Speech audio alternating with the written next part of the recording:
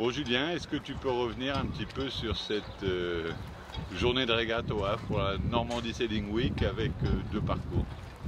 Ouais, deux parcours aujourd'hui, une journée qui n'a pas toujours été ensoleillée comme on le voit maintenant. On est parti sur l'eau ce matin avec des conditions plutôt légères pour faire un premier parcours technique où le vent a beaucoup bougé et on se tire bien un peu tous les pièges pour finir second derrière Roman avec des fortes bascules de vent et pas mal de choses à gérer.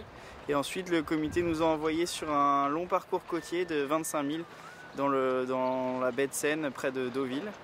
Et après un premier bord disputé, on a réussi un peu à se défaire de nos petits concurrents au portant pour prendre le leadership un peu avant la deuxième marque de parcours.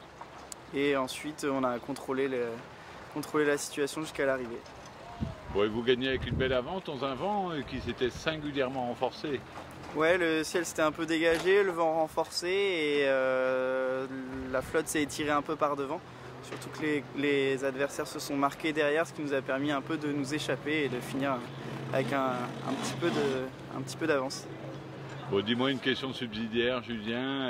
A priori, deux manches de programmer demain matin. Est-ce que Groupama 34 a besoin de prendre le départ pour être en mesure de l'emporter au classement général? Mathématiquement parlant, a priori, il ne peut plus nous arriver grand-chose. La course est gagnée s'il y a seulement deux courses demain.